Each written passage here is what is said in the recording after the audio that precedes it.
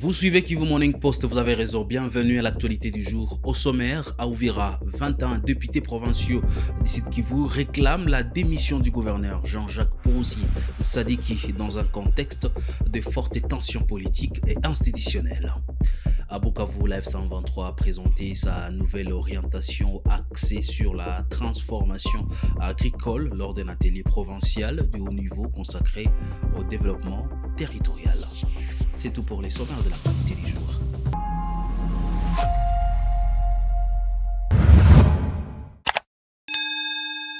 Bienvenue sur Kivu Morning Post, messieurs, dames. Si c'est pour la première fois que vous nous suivez, abonnez-vous à la chaîne. À Uvira, 21 députés provinciaux d'ici de Kivu réclament la démission du gouverneur Jean-Jacques Poroussi Sadiki. Dans un contexte de fortes tensions politiques et institutionnelles, ils dénoncent une gestion qu'ils jugent opaque et appellent à l'aboutissement de la motion de censure engagée contre l'exécutif provincial. Ketiaro Gameka. À Uvira, 21 députés provinciaux du Sud Kivu ont appelé mardi 28 avril 2026 à la démission du gouverneur Jean-Jacques Poroussi Sadiki. Dans une déclaration politique rendue publique, ils estiment que la situation institutionnelle de la province ne permet plus la poursuite normale de son mandat. Cette prise de position intervient dans un climat politique déjà tendu, marqué par le dépôt d'une motion de censure contre l'exécutif provincial. Les signataires, ici notamment de l'UDPS, de l'INC, de l'ANCE et de l'AAP, affirment agir dans le cadre strict de mécanismes parlementaires. Dans leur déclaration, les élus disent avoir pris connaissance d'un télégramme du vice-premier ministre en charge de l'Intérieur, convoqua à Kinshasa le membre du bureau de l'Assemblée provinciale ainsi que le gouverneur concerné. Ils estiment que cette initiative administrative ne remet pas en cause la procédure engagée localement. La procédure étant normale et légalement introduite, l'invitation de membres du bureau de l'organe délibérant du Sud Kivu et du gouverneur Jean-Jacques Poroussi à Kinshasa n'annule pas la démarche parlementaire déjà engagée, souligne-t-il, insistant sur la poursuite du processus jusqu'au vote en plénière. Le député dénonce également ce qu'il qualifie de manœuvre dilatoire de l'exécutif provincial. Ils accusent ces derniers de chercher à entraver l'aboutissement d'une démarche démocratique visant, selon eux, à répondre aux préoccupations de la population du Sud Kivu. Les signataires appellent Jean-Jacques Poroussi Sadiki à présenter sa démission auprès du chef de l'État pour éviter la compromission de la cohésion et la cohabitation sociale. Ils estiment que cette décision serait nécessaire pour préserver la stabilité institutionnelle dans la province. Cette motion de censure intervient dans un contexte institutionnel tendu, alors que les institutions provinciales du Sud Kivu siègent provisionnement à Uvira après la chute des Bukavu au moment de l'F123. Elle est portée par des élus qui accusent l'exécutif provincial de mauvaise gestion, d'opacité financière et de dérives administratives persistantes. Les députés signataires évoquent également des soupçons de détournement des fonds publics à grande échelle, ainsi que des tensions internes qui fragilisent la gouvernance provinciale. Toujours dans cette partie de la République démocratique du Congo, au Sud Kivu, le mouvement révolutionnaire AF123 a affiché une nouvelle orientation axée sur la transformation agricole, présentée comme un pilier du développement territorial. Cette ligne a été mise en avant lors d'un atelier provincial de haut niveau réunissant acteurs locaux et responsables des mouvements à Bukavu. Reportage. L'effervescence est palpable dès l'entrée de la grande salle de l'auditorium de la femme ce mardi 28 avril 2026. Experts en agronomie, leaders de la société civile et autorités du mouvement révolutionnaire AF123 se côtoient dans un environnement constructif. L'enjeu est détail, transformer les potentiels agricoles du site Kivu, souvent qualifiés de scandales géologiques et agricoles, en une réalité économique tangible. Sous l'impulsion du mouvement révolutionnaire AF123, l'atmosphère n'est pas à la simple rhétorique, mais à la rigueur scientifique. L'atelier, organisé avec les réseaux des organisations non gouvernementales pour la sécurité alimentaire, marque un tournant. On ne pilote plus à vue, on s'appuie sur les données. Les silences s'est fait lorsque le vice-gouverneur en charge de l'économie, des finances et du développement, Mukiza Nzabine Chagadi, prend la parole au nom de l'exécutif. À ses côtés, les cadres du cabinet provincial affichent une mine sérieuse. La restitution de l'étude commanditée tombe comme un couperet nécessaire. Sur les écrans des projections, les données détaillent les freins qui étranglent les producteurs locaux, l'enclavement des routes et des dessertes agricoles qui transforment les transports des récoltes en chemin de croix. Au-delà du diagnostic, c'est une véritable feuille de route qui a été dévoilée. Le mouvement révolutionnaire AFSM 23 est en fer de l'agriculture, de la pêche et de l'élevage, les trépieds de la résilience provinciale. Les axes prioritaires annoncés ont fait vibrer la salle. Mécanisation de l'agriculture, fini la houe et les labeurs épuisants, place à l'encadrement technique renforcé. La révolution piscicole, exploiter les eaux du Kivu pour que les poissons ne soient plus un luxe, mais une base alimentaire accessible. Du soutien aux chaînes de valeur, transformées sur place pour créer de la richesse et des emplois pour les jeunes du Sud Kivu. L'un des moments forts de l'atelier fut l'interaction directe entre les acteurs de la société civile et l'exécutif provincial. Pas de la langue de bois, les questions sur le financement des petits producteurs ont trouvé des échos dans les programmes économiques présentés par les vice-gouverneurs. Un message clair est envoyé. L'action politique de l'AFSM 23 au Sud Kivu se mesurera désormais au panier de la ménagère et à la prospérité des paysans. En fondant sa stratégie sur une démarche rigoureuse et des données concrètes, le mouvement révolutionnaire AFSM 23 vient de poser la première pierre d'une muraille contre les dépendances alimentaires. D'abord, nous devons prendre conscience, on ne doit pas dépendre d'autres personnes, dépendre des ONG, dépendre de l'étranger, alors que nous avons tous les atouts possibles. Nous avons des terres, nous avons des techniciens, nous avons des intellectuels, nous avons aussi l'autorité de l'État. Alors à partir de là, c'est question que tout le monde soit sensibilisé pour le bien de notre province. Donc nous allons bientôt commencer à travailler. Sinon, le rapport a été très riche. Il y a eu un débat ouvert et nous pensons que ça va changer l'image de notre province du point de vue sécurité alimentaire et autres. Bukavu a parlé, le sol a été sondé, il ne reste plus qu'à semer des graines du changement. D'une province à une autre, nous allons à Lubero. L'administrateur Julien Katembondalieni s'est rendu ce mercredi 24 avril 2026 à Bunyantengue dans le cadre de sa tournée de proximité. Il a échangé avec les habitants sur les préoccupations locales et la promotion de la gouvernance de proximité prônée par l'AFSM 23. Asante sana bwana journaliste, tulizo mzuri sana nikusema. Jana siku ya pili tulikuwa pita Kongo, lakini sasa hivi tunapatikana hapa Bunyantengue. Leo ni siku ya tatu tunapatikana Bunyantengue, precisement ni notabilité ya Mabatangi na notabilité ya Bunyantengue. Nikisema tumeongea na population ya Bunyantengue, ni ile meme programme ya AFSM 23 kusogelea raia, pouvoir ya proximité, tunue shida za raia. Nikisema contexte na vitu tatu tunaongelea: sécurité, vivre ensemble, kuishi pamoja na development. Ndio tumeongea na population na tunakutana ya kwamba population kwanza inafurahia jeshi la AFSM 23 na walinda. Tofauti inaonekana bwana journalist, kati ya zamani wakati hapo kulikuwa FARDC, wazalendo, FDL, na leo uongozi yenyewe wanaishi na AFC, Armée Révolutionnaire Congolaise. Tofauti inaonekana ni ya kabambi na population inafurahia. Na ile masito yenyewe ilikuwa kama jeshi inaweza toka iwaache yote, tumekwisha kuwafasiria population yenyewe inakuwa na garanti na ile crise de confiance imeisha, sababu population imekuwa na assurance bwana.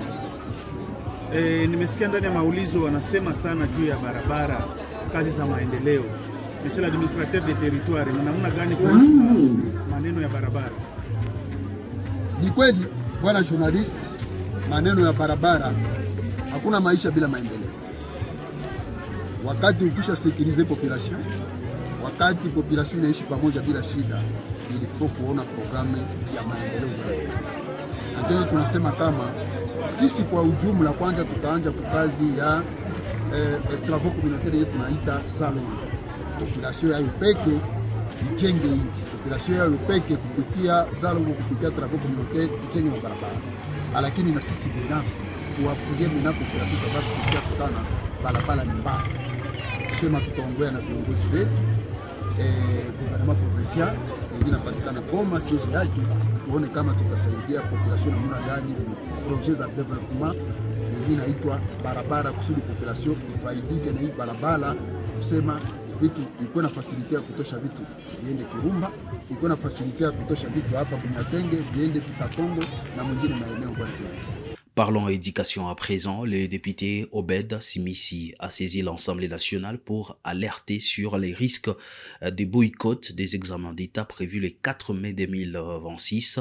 Cette démarche intervient après les inquiétudes exprimées par les Sinyeko Nord Kivu de Butembo liées au non-paiement des indemnités des enseignants et à l'incertitude sur la prise en charge. La province éducationnelle du Nord Kivu. Honorable Président, c'est par rapport au boycott de l'examen de gymnastique session 2026, faute de la prise en charge de paiement total des indemnités de la session 2025 et de primes pour fonction spéciale par le syndicat des inspecteurs et agents de IPP Nord Kivu 2.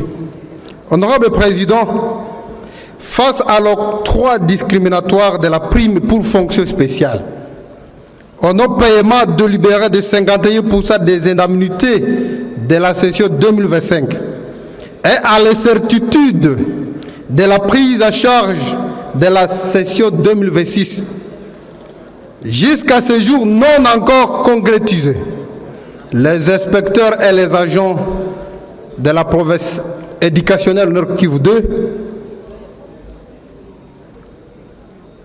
ils sont en train de prévenir de la compromission actuelle du bon déroulement de la session à cours prévue pour le 4 mai courant.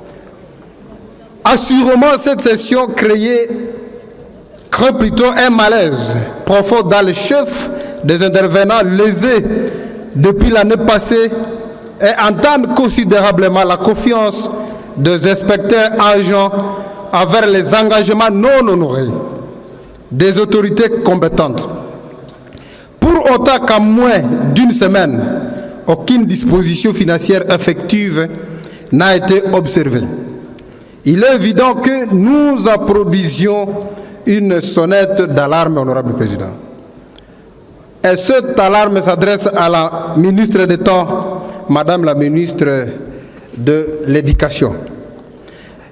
Dans notre province, honorable Président, l'administration de l'examen de l'État exige le déploiement des intervenants dans des zones enclavées et en insécurité permanente, ce qui nécessite des moyens logistiques importants pour le transport, l'hébergement et la subsistance. À défaut, il est matériellement impossible de se déployer gracieusement et de séjourner dans ce milieu sous des conditions inacceptables. Nous nous rendons à présent dans la ville-province de Kinshasa. Des passagers d'Air Congo à destination de Gemena ont exprimé leur colère ce matin à Kinshasa face à la répétition des reports de vols sans explication officielle. Ils dénoncent une situation qu'ils jugent difficile, marquée par l'absence de prise en charge, notamment en hébergement et en restauration. En direct de l'aéroport international d'Ndjili, les passagers de Air Congo sont débarqués, ils se sont fâchés. Madame Likamoni, on a fait 2 semaines ici. 2 semaines? Et qu'est-ce qui se passe? Pendant 2 semaines. Papa Balobini. On nous a dit que l'aéroport a déménagé. Barrage aéroport. Jusqu'aujourd'hui, ils sont débarqués bateau, ils sont solution. Après ça, la dérotation. Ils ont droit à la maison. Maman, il n'y a pas le même problème. Oui, 2 semaines, ils sont billets.